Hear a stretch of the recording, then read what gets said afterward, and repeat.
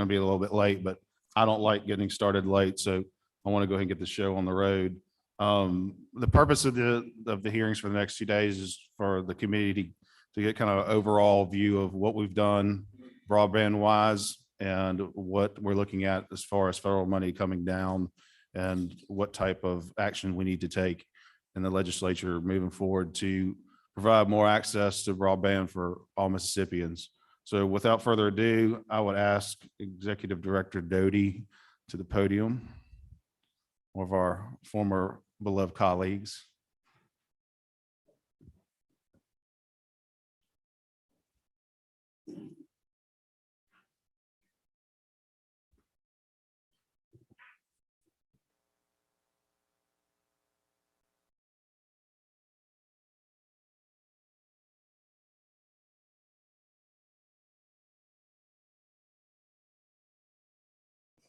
There we go. All right. So I'm here today to talk about what this committee did back in 2020 with the CARES Act money that went towards rural broadband. It was the long COVID session, as you will all recall. And this committee put $75 million towards broadband infrastructure. Before I talk to you about that, though, I want to make sure that the members of the committee and others understand what the Mississippi Public Utilities staff does and what our purpose is. We did administer that money. So the Public Utilities staff is a group of accountants and attorneys, and we advise the Public Service Commission. We are a separate agency, but yet we work together. So we are separate, but together. And we mainly review filings of the 5 investor-owned utilities, Mississippi Power, Entergy, Atmos, CenterPoint, Spire, a couple of others. And then we have responsibility over water and sewer as well. We have a lot of private water and sewer companies across the state. They're usually small developer-owned companies. It's been very interesting in that space as well. We've had an entity come in and buy 44 separate systems all around the state, and they're going to ask for a statewide rate. So there's a lot of interesting things going on over our office. We review the formula rate plans for each of these, the investor-owned utilities every year, and then we have other filings as well that we review. For example, right now we've got before us some electric vehicle charging, a filing regarding that. We've got a filing regarding the right level of a reserve account for storm recovery. It's very varied and interesting work that we do. We're very busy. Fortunately, we had a little space in our telecom division that really allowed us to do this broadband work. You know, telephone companies have deregulated over the past 10 years or so. So we don't have as much responsibility over the rates, or we don't have responsibility over rates. So we had a little bit of extra capacity there. So really, our telecom group is who has worked on the COVID-19 broadband grant program. So if you will remember back to 2020, it was $75 million. It was a matching grant that was in the program. Originally it was 65 for co-ops and 10 million for other internet service providers. All right. So I think that I started work, I was appointed on July 15th. I started work on July 16th, and the deadline for applications was July 17th. So it was, as I walked in the door, we got all of these applications, and then 2 weeks later was the deadline for those applications for us to make the awards. And the reason that deadline was so close, if you'll recall, is because it had to be done according to the CARES Act. That money had to be spent by December 30th, 2020. So that really drove a lot of decision-making in this grant. So we got the first set of applications in. The co-ops applied, I think 14 separate co-ops applied for the $65 million. We worked with them to separate that out, who should get how much money. And then there was 10 million of the grant money for other internet service providers. So the only applicants we had for that were, we had two water associations who wanted, I think, about 150,000 each. C Spire had a small project, and then we also had another private provider over in the Delta that did fixed wireless. So we only had 4 applicants for that $10 million grant program. And together they only wanted about $1 million. It was about $1.7 million. So we had some money left over in that $10 million space. Due to the terms of the legislation, we were able to do a second round. So that money ended up going to the co-ops. We actually did a third round, a tertiary round. That was my favorite word from that whole thing, but a third round to make sure we got all of the money distributed out. So 75 million went out. It was a matching grant. So now $150 million has been spent. I'm going to, let's see if I can show you a couple of things. All of those grants the grant programs have been concluded. Everyone has met their match. And that's what I wanted to report on to you today, is on some of the numbers. And that just says what all I just said. But we went out and visited each of the co-ops that participated in the grant program, just to lay our eyes on it, and also to perform the speed test. Remember, it was 100 up, required 100 up, 100 down. And so we went out and visited and went to businesses and homes, ran a speed test to make sure that they were delivering what they said they could deliver. So here's just a little bit of a couple of informational slides. And I believe, where's my deputy director? Kyle, do you have my pass around, my show and tell? We have some fiber, in case any of you haven't seen fiber before, but this is fiber. I'm going to hand it.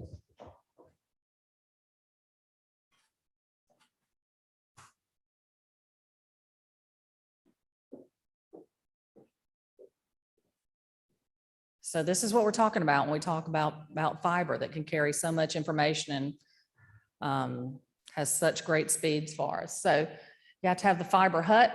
The backhaul comes to that.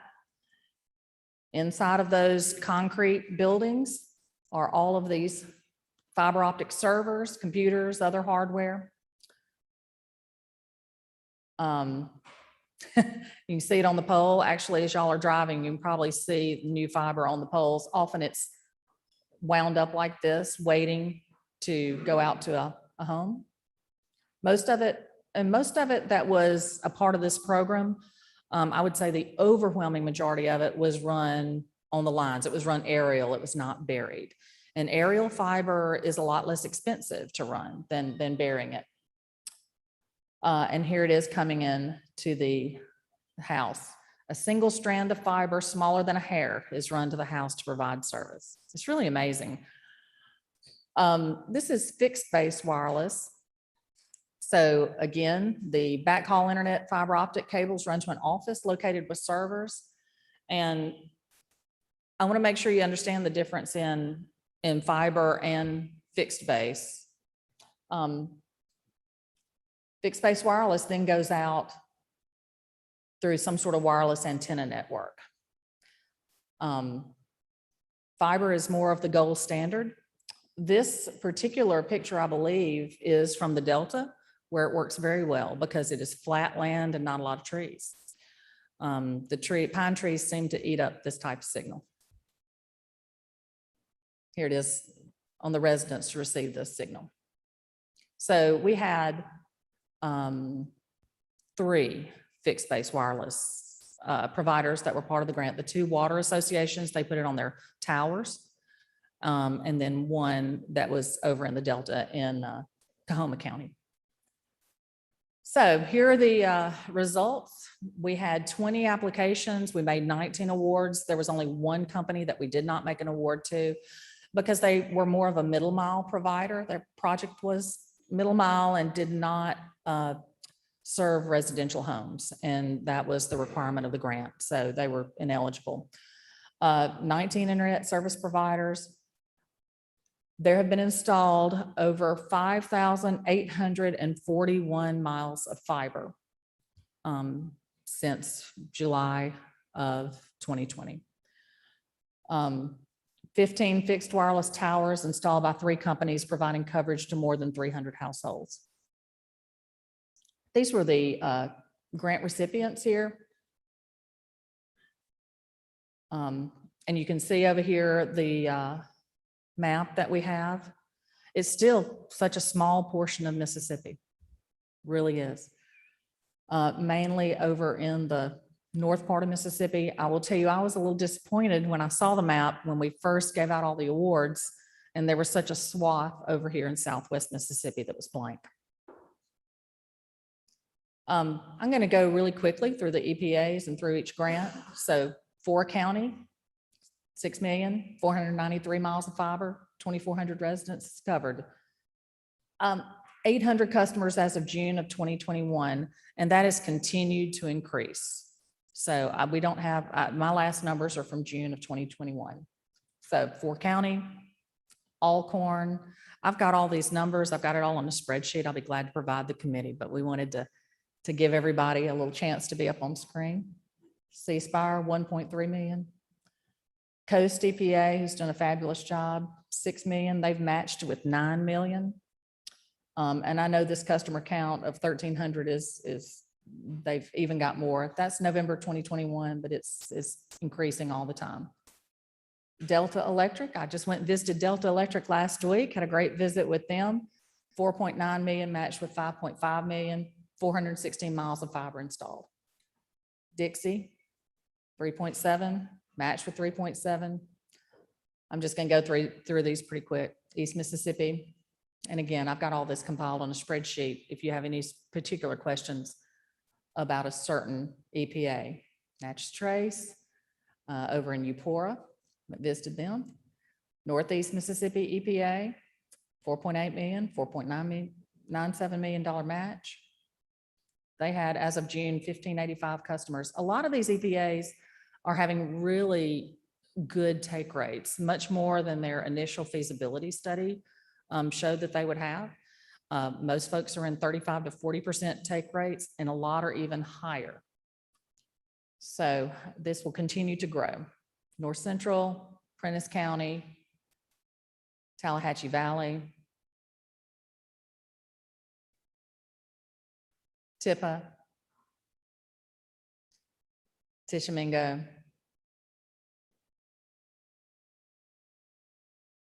Tombigbee,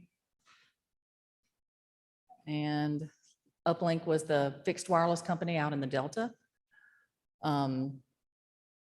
Really serving a need over there. There's totally unserved in that area. We heard so many, Senator Tate joined us. We heard so many different stories from people who are impacted by this grant funding. For example, this country store, they could run their credit card machine. They could have a TV, have some sports on TV. It's really making a difference in their business. We drove and drove and drove out to this school that was out kind of at the corner of several different counties, Hebron School. I remember we were driving out and I thought it's going to be a tiny school when we get out there. Oh no, it was a large school, drew students from a 4 or 5 county area. They talked about doing online Spanish classes, and that they could only get through maybe 1 unit during a class period because their internet would spin and spin and spin. And now they say they can get through 4 units in a class period. Just really has been such an improvement and allowed them to study and learn so much more efficiently. I don't have many pictures of that. I just wanted to do a couple. But total results of the grant program, we have, as of June 30th, and again, those numbers are probably much higher now, 16,504 customers with 5,833 miles of fiber that have been installed. So I think back to 2019 when we passed the Broadband Enabling Act, and we had a lot of conversations about how probably this would go, the EPAs would start in the more populated areas and then move out to the more rural areas. And what this grant did was totally flip that script. And our EPAs have gone out into those unserved, least likely to ever get service, and have done those projects there and provided service.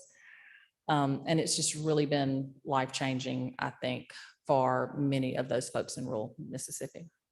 So I think we have a lot of other people to speak. I'll be glad to answer any questions for you, and I'll certainly be glad to provide that spreadsheet if you would like to have that to have all the numbers at your disposal. Thank you, Director Doty. Did you say it was 16,500 new customers? Yes, For the grant program? yes. I love that number of over 5,000, almost 6,000 miles of new fiber in the state of Mississippi. And is that number based off of June 21 numbers? Yes. So there's probably a lot more now. We had a few folks that updated and some people had not. So, but for sure. And Michael Callahan might have those total updated numbers. As far as like the fiber that's being hung, are you aware of any kind of damage that has occurred since they've deployed this fiber? We talked to all of the EPAs about that and how it had weathered storms. I mean, we went through, a lot of it went through that ice storm back in February and actually has been fine. I think we were all a little concerned about it being, difficult to maintain, but that has not been the case. It's been very strong and there have not been, well, there've been some problems and some breaks and some outages. Nothing that's too serious. Okay. Senator Warren, you have a question? Question? All right. Thanks a bunch. Thank you. All right, next up, Commissioner Presley.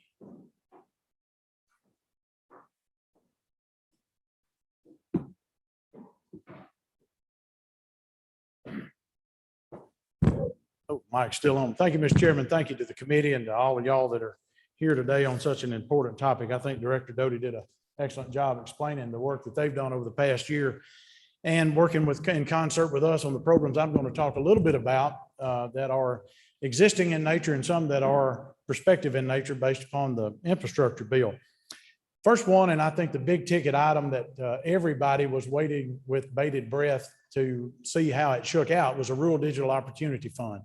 Not to go through a bit of an academic exercise here, but I think it's important for the committee and those in the audience to be aware of how we actually receive those funds and how those funds come down to the state of Mississippi.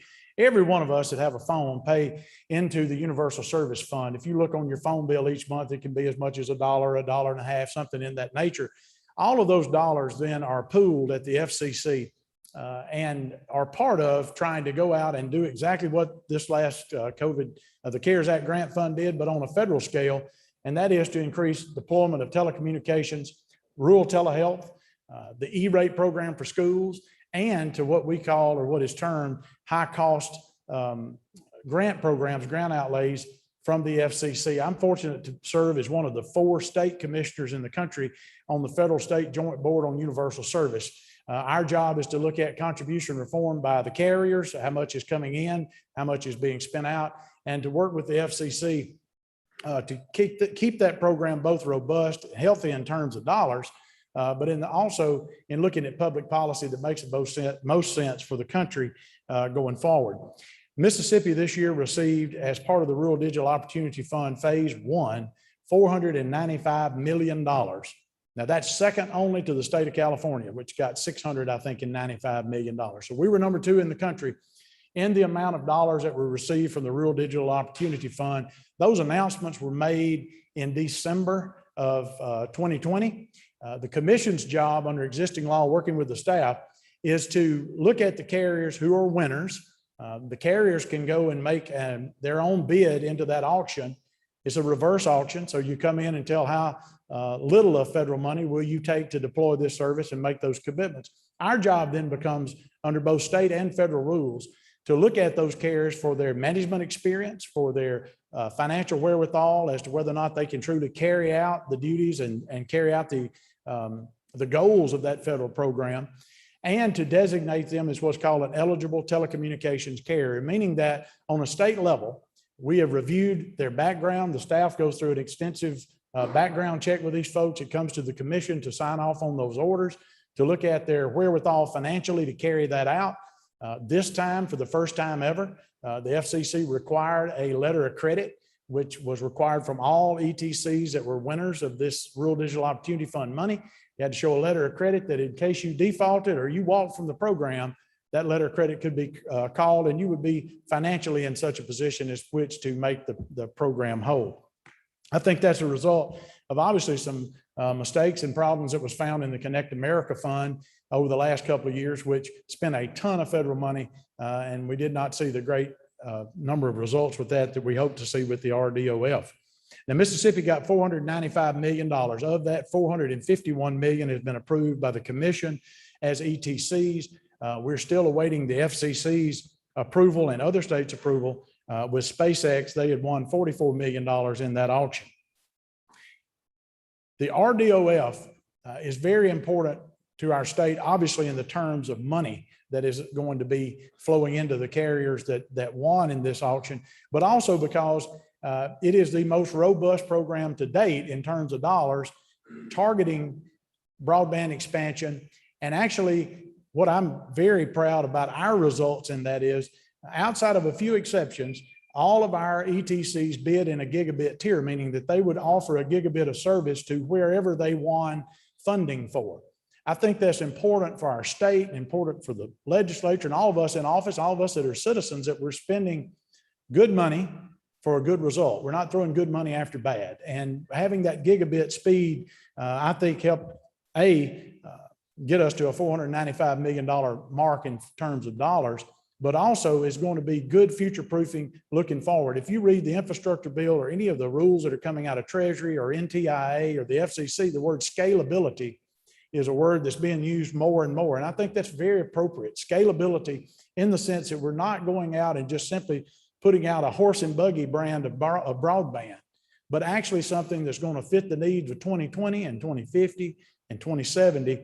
And that is going to be, in terms of the money that we got from the RDOF, I think a secret sauce that's going to help our state tremendously. Now that $495 million from RDOF is to serve 218,990 locations, 218,990. Now there'll be some adjustments to those. There's a bit of a debate going on right now, and Commissioner Rosenworcel has been named acting chair of the FCC. There's been a big push to look at, are there some locations that are parking lots? Are there some locations that were community centers, parks, things like that, that may actually come off of there?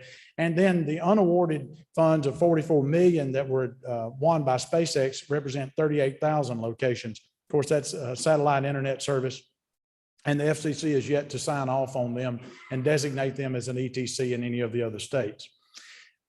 This program works very well. I guess if there's one thing that I would say, if we all had a magic wand we would fix, it requires that 40% of those locations be served by whatever offering the company said that they would make. 40% of those have to be served within 3 years of them receiving the funds. All of the locations must be served within 6 years. That's a long time frame with a public need that's out there that's immediate, but those are the federal rules. Now, the thing that I would tell you, and I think that's very important for the committee to know, especially among our rural electric cooperatives, they're not only meeting that, they're exceeding it. And I'll give you one good example. Sally knows about Prentiss County. It's one we all go around talking about. Prentiss County Electric Power Association began construction in June of 2019 as part of their broadband network. In July of 2020, they have completed service to everybody in Prentiss County. So if you get Prentiss County Power, you're automatically eligible to get Prentiss County Connect, which is offering 100 megabits upload speed, 100 megabits download speed, fiber to the home, the router included, for about $59.95 a month. That's available to every single home that gets power from the Alcorn County Electric, the Prentiss County Electric Power Association. Let me go north then to Alcorn County. We just celebrated with them last week, their 5,000th customer. They estimate within 4 months, everybody in Alcorn County that gets power from them, that box will be checked, and you will be able to get their minimum speed is 200 megabits upload, 200 megabits download for around $60 a month, and they give you the router. The list goes on and on and on. I won't step on some. I see David O'Brien from Delta here, General Manager of Delta Electric, doing a great job. in the Delta. These are the stories that are being replicated throughout this state. And I want to say, you heard Director Doty's testimony, and the facts are clear about a vehicle by which is working. This vehicle is working, and it's working extremely well. We have a few other co-ops that in the next 6 months will be announcing their entire completion of their service territory. Now, when you figure this, co-ops serve 85% of the land mass in the state of Mississippi. 85% of all the acreage in this state is covered by a rural electric cooperative. And I think the possibility could be, if some of these other federal funds get right, that we could have 18 of the 25 or so participating in this program. That's a lot of the state's acreage. That doesn't take care of folks who get their power from Entergy or Mississippi Power, and we know that.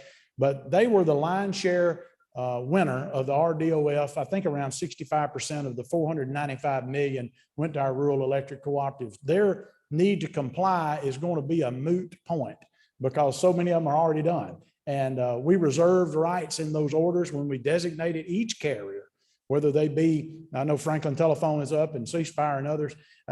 If they want RDOF awards, to go out and actually verify either with our staff, public utility staff, those speed tests to make sure those dollars are being spent appropriately and that there be the right type of consumer protection in place to ensure the monies are spent right. So I think that's a very exciting part for our state. Now, that is a 10-year program. So essentially that's $49 million a year divvied out amongst the bidders that will go out. They are able to draw upon it a tenth each year, obviously for over that 10-year period. So it doesn't all come in one chunk. They're having to work through that process. David and I were on a call with the FCC staff 3 weeks ago, trying to make sure that those dollars are actually flowing when they announce these announcements so that the deposits start making it into the bank. And we're getting that up and moving, I think, in a way that's going to be very, very beneficial long term. In the midst of that, the legislature last year passed Senate Bill 2798, probably a piece of model legislation, quite frankly, that other states should look at, working with Entergy and Mississippi Power. What we know from the commission standpoint, I'm pleased to have my fellow Commissioner Brent Bailey here today. More often, our investor-owned utilities like Entergy and Mississippi Power are coming before the commission with smart grid upgrades to more efficiently sell their power, make sure that the grid is operating correctly. One of the unsung heroes, if you will, of Hurricane Ida was the fact that Mississippi Power Company, with a self-healing network based upon smart grid technology, were able to drive those outages down. So as we take Senate Bill 2798, that allows them to lease off that excess fiber capacity. Already Mississippi Power has 2 contracts that they have effectuated. Entergy is in the process of effectuating theirs. And that is going to be another leg on the stool of getting broadband expansion actually to become a reality in Mississippi. The commission back in May of this year executed a contract with the National Telecommunications Information Administration. That is the agency, if you've read the infrastructure bill, that is referenced many times related to the funding for broadband mapping. We've been working with our co-ops to get in the GIS data to show actually where these areas are covered. Everybody in this room and that has paid attention to this issue knows how awful the FCC maps are. They're completely wrong. They are self-populated data given by carriers, and it is just a true royal mess. Luckily, under both the Trump administration and the Biden administration, both Democrats and Republicans, I think, have collectively said this is a mess that's got to be fixed. And so there are dollars appropriated in the infrastructure bill and other federal funds to help fix those maps. But in the meantime, we didn't want that to let slow down the momentum in Mississippi of broadband build out. So we're working with NTIA right now. We have 7 of our co-ops that have already provided all of their data. We're going to be sending out requests before the end of the year to other broadband carriers to send in that GIS data. If some of y'all in the audience, don't get nervous. We're not asking about where you're going to build. We're asking about where you have a public offering now, where you're actually already saying that your product is available. So we're not trying to get into anybody's trade secrets, but we are trying to see where this service is. I know the committee will remember in that bill, it charged the commission with looking at the unserved areas. And one way we do that is through this partnership with NTIA. Looking at going forward with the infrastructure bill, one of the things that I think is of interest to both us and to the legislature will be the Broadband Equity, Access, and Deployment Act portion of the infrastructure bill. Now, I've talked to supposed experts around the country who have said that our state should be designated anywhere from 500 million to 1.1 billion in that fund. Either one of those is a big chunk of money. But those dollars will be flowing through the NTIA. They are working now. They've got 6 months from the day the president signed the bill to put in the rules and have their rulemaking ready. Their notice to finance and notice of funding opportunities to be published, and they're working extremely hard on that. I know that they've got all hands on deck because that's a big job and it's a lot of money, obviously, that's going to be going out the door in that particular program.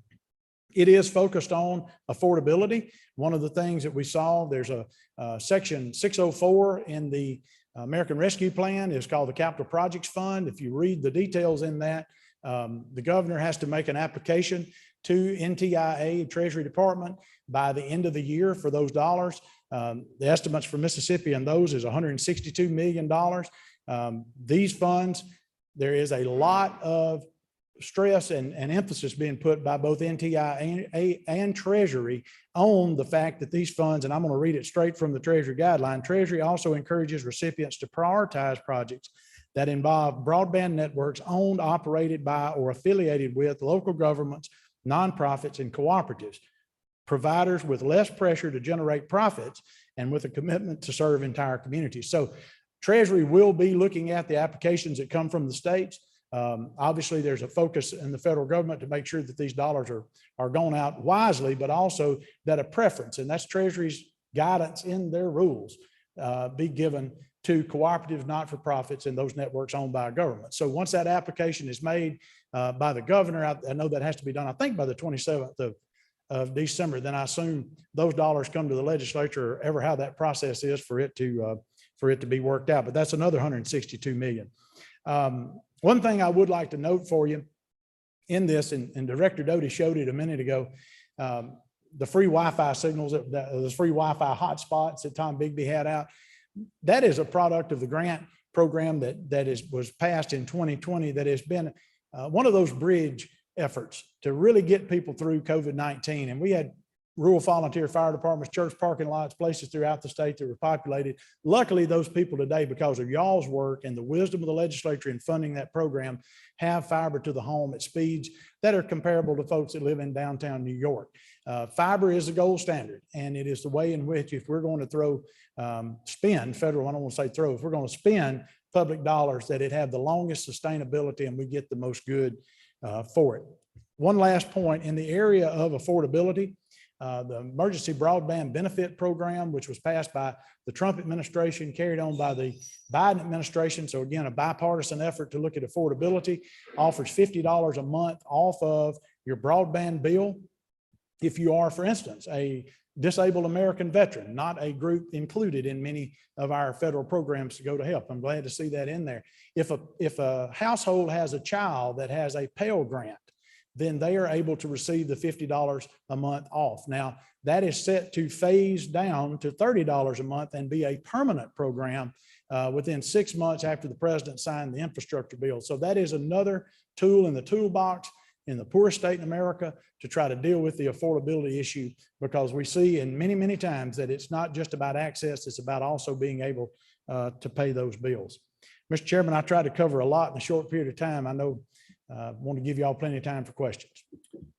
Thank you, Commissioner. I have a couple of questions. SpaceX, what is the latest on SpaceX? A couple of issues with SpaceX. First is that the FCC has not approved their loan form application, meaning that they have not demonstrated to the FCC, at least, or it's not shown up in an FCC order that it is meeting the requirements of the program. Second issue is that in the rules, I'm going to get a little wonky on this, but in the rules related to any RDOF recipient must also comply with the urban rate schedule that is put out each quarter by the FCC's Wireline Competition Bureau. Only government could have a name like that, right? Wireline Competition Bureau. They look at the actual cost in urban America versus rural America, and to make sure that if you're going to take free government money that comes from the people and the government's giving it to you, that you comply with those rules. One of the things in there is that the rates have to be within a certain scale. The issue with SpaceX, one of the issues with SpaceX has been to get their service. you would have to pay $500 up front. A Mississippian living in a poor rural area would have to pay $500 up front for that particular equipment to then take that signal. That's one of the issues. Second issue has been, of course, looking at the network capability of their low orbiting satellites. There was an effort at the end of RDOF that allowed satellite companies to get in. So where that shakes out, we don't know. We're not taking any action or taking any action different than what the FCC and other states are doing right now related to SpaceX. But it's a matter of seeing that. We've asked the FCC in a letter to opine as to whether or not that $500 for the equipment is in compliance with the urban rate schedule that the Wireline Competition Bureau puts out. We've not received an answer from them on that yet. So that's not denied. It's just simply not been approved yet. With RDOF, was that a money dump or does that go over is that deployed over a couple of years, the funds? It's totally 40% of all the locations that you commit to. And this is one of the things where the carriers come in and they have to say up front, here's how many houses I will cover with these dollars. And then it goes into that reverse auction process. Of those locations, you must have 40% of those turned on within 3 years, and they must all be connected within 6 years. And when I say connected, that's a little bit of a misnomer. Service must be available. We can't force somebody to go out and sign up, but service be available if they want to take it.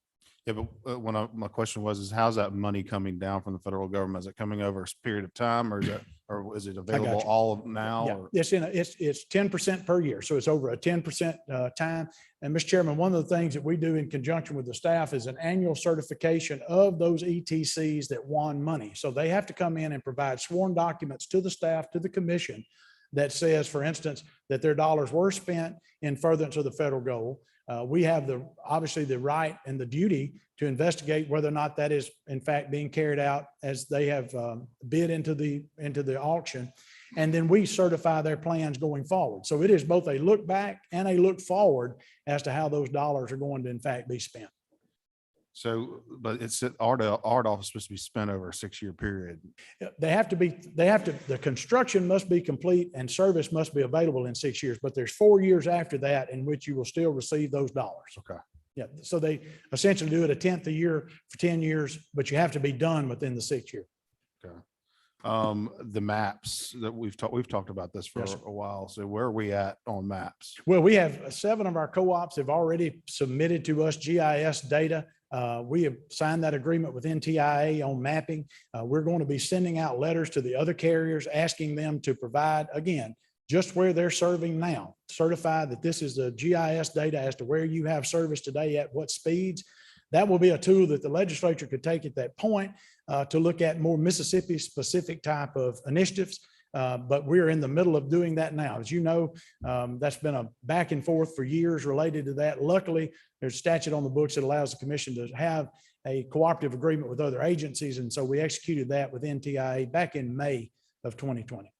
Well, I've never heard more acronyms until I got into this broadband business. So please tell me what NTIA is. Oh, sure. National Telecommunications Information Administration. It may be agency or administration.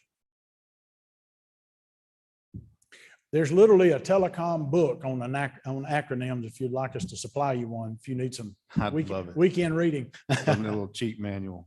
All right. Any other questions from anybody? Senator Hill?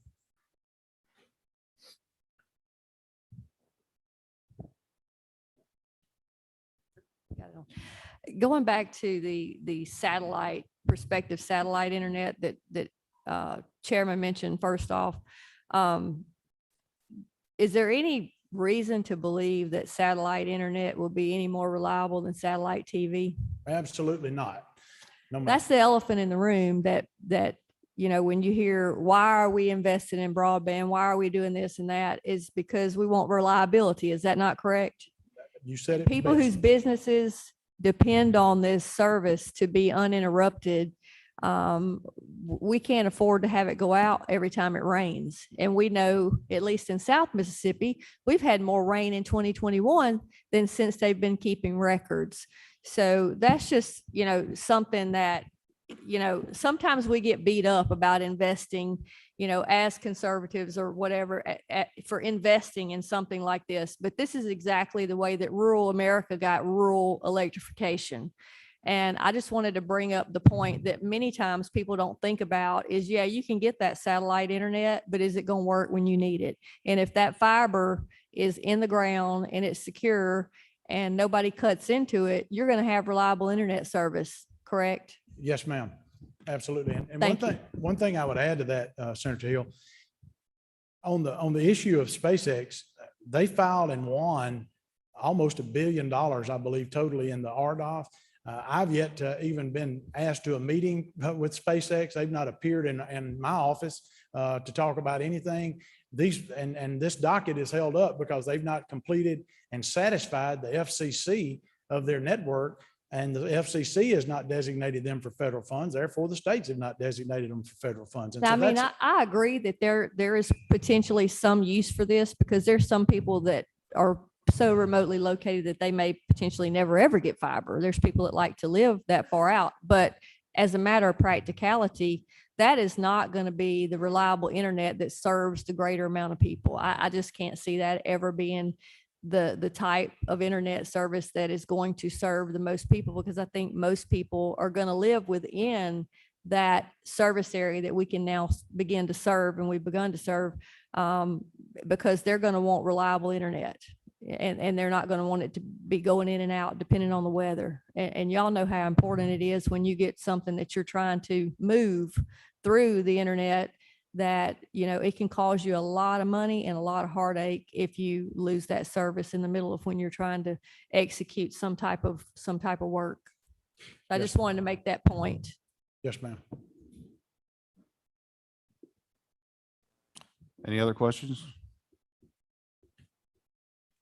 I think that's all we got. You asked Director Doty about damage to fiber. I Fiber. just pick up on, we haven't had any fiber damage, but we have had people stealing some of the switch boxes off of our electric co-ops poles, of which we'll take this moment to say they're absolutely worthless. There's no copper in them. There's no anything. You're not getting a catalytic converter off of a light pole.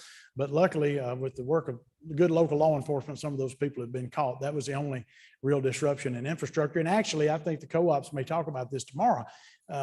The fiber conduit, the fiber that was installed actually held up very well during both Ida and the ice storms, and sometimes maybe even better than some of our electric lines. So it's worked out very well. All right, thank you, Commissioner. Thanks, sir.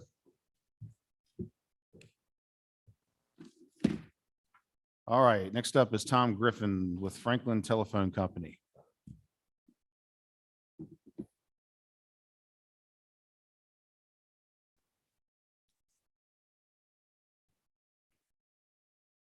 And I'll just say, through all of our broadband discussion over the last 2 years, Mr. Griffin represents one of the smaller telecom companies throughout the state. And they really haven't had much of a voice. And so I've asked them to be more active in the broadband discussion and kind of let us know where they're at and what's going on in their respective areas.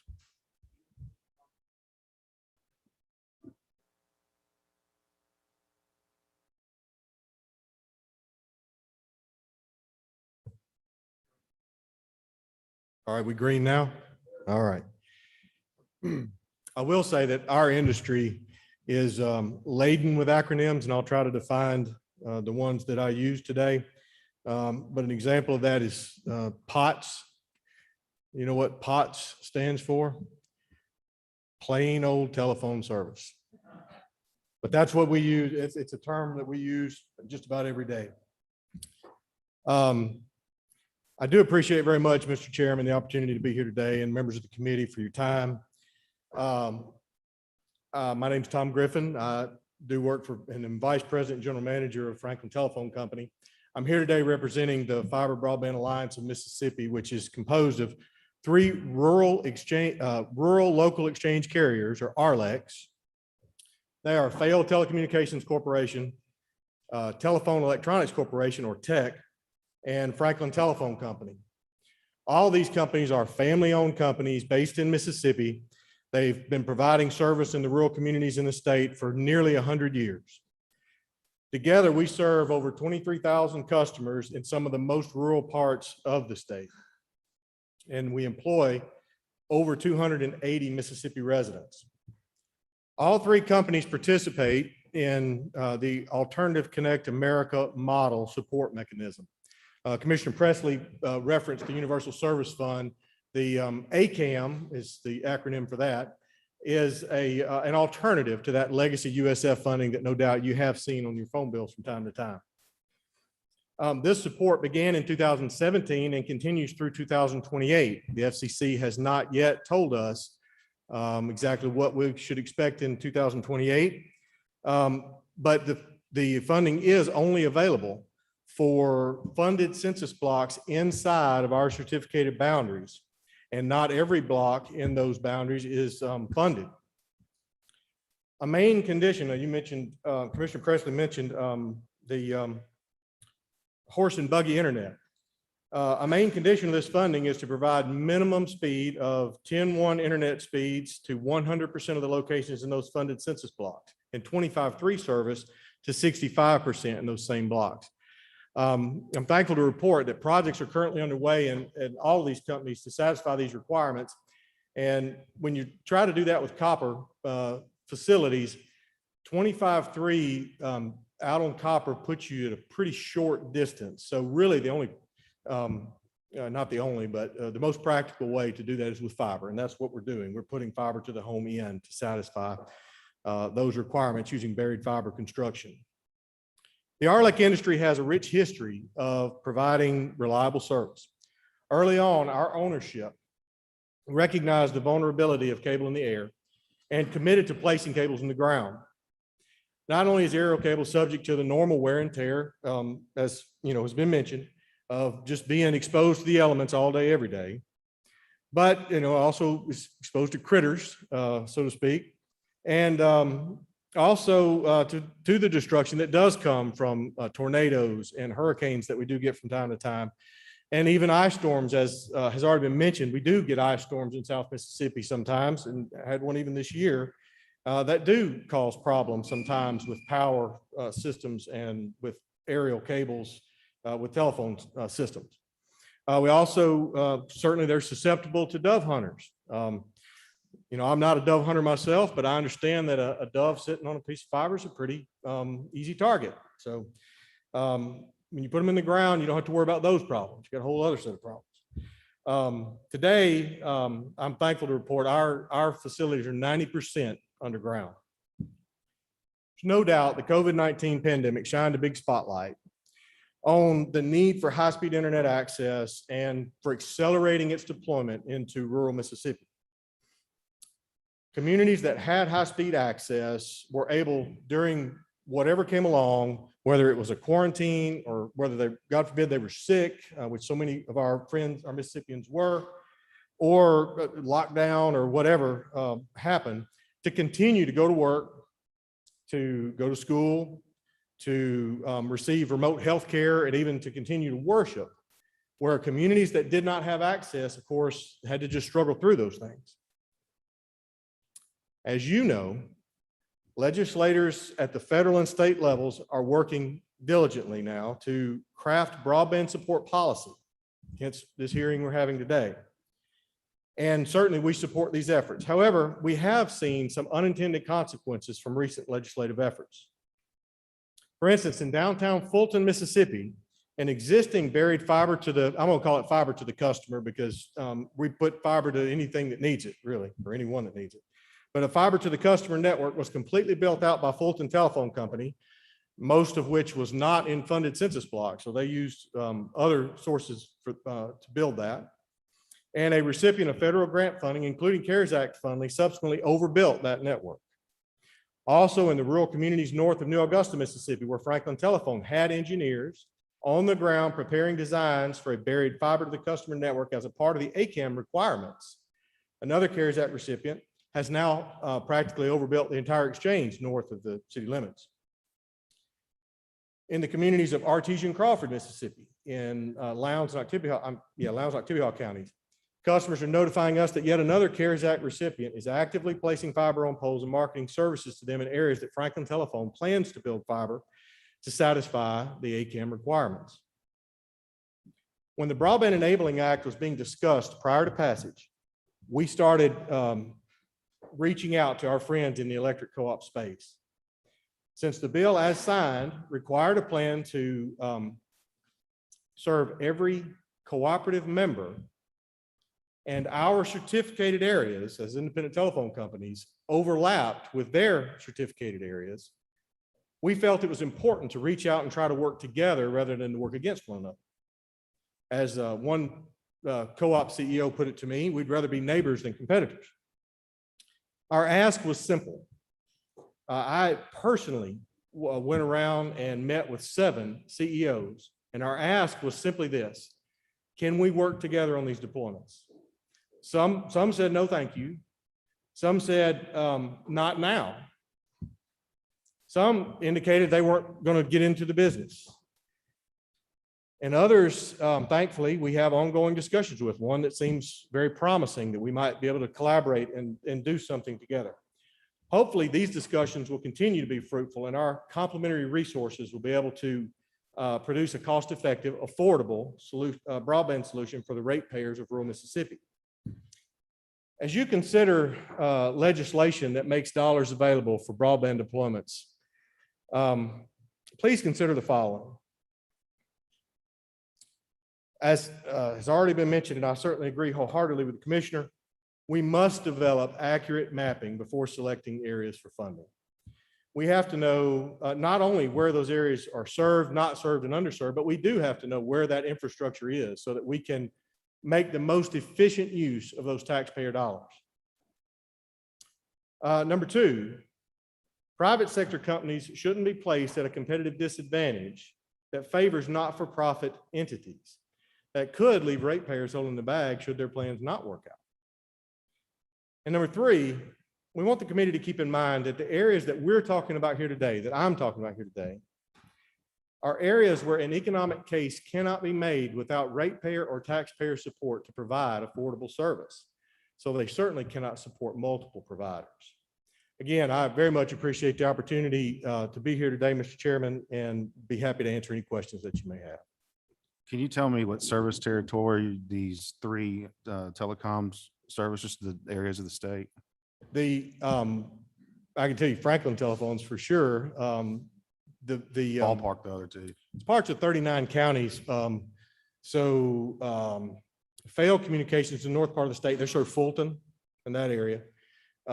Tech serves the Bay Springs, Ellisville, Jasper County area. And then Franklin Telephone Company serves parts of Itibihon and Lowndes County. They're at Artesian Crawford, most of Choctaw County, at Ackerman and Chester. And then over in the Delta, starting at Marigold and coming south, we serve Marigold,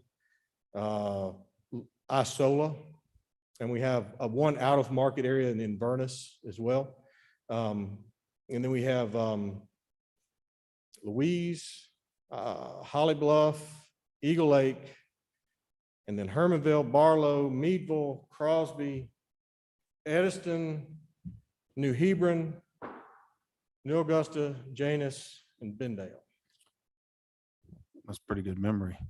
And I hope I got them all. 'Cause I wouldn't be able to somebody's gonna remember all that. Okay, so when we talk about being overbuilt, are they laying fiber, overlaying current fiber that you have deployed, or is it copper? In some cases, yes, it's overlaying fiber we have deployed. In some cases, it is overbuilding copper. But it is areas where we had staking going on the ground to put fiber in the ground to satisfy our ACAM requirements. Okay, I'd be interested in that information. The committee's goal obviously is to get past the 25.3, because that, as well as I do, that speed tends to buffer. And just like I wanted to call her Senator Doty, but Director Doty said earlier in her presentation, she went to a school that was buffering, then was established a fiber connection, and now they can live stream and do the things that they need to do. So that's pretty much what the committee's focused on, is speed. So moving forward, now looking at the guidelines are starting to come down from the federal government. It seems like they're really starting to narrow down and focus in on unserved areas. not underserved. And I think we'll see more guidance come down from Treasury for that, for future monies that come down. But I appreciate you coming today. We have any questions from the committee? Questions? Thank you very much. Thank you. So this is going to be a short meeting today because I had to juggle around everyone's schedules. But I appreciate everyone being here today. Tomorrow, we will meet at 10 a.m. and it will be the internet service providers, the various ones throughout the state. And we'll start diving more into the details of what we can do with this federal money moving forward to provide access to all Mississippians. So with that, we are adjourned.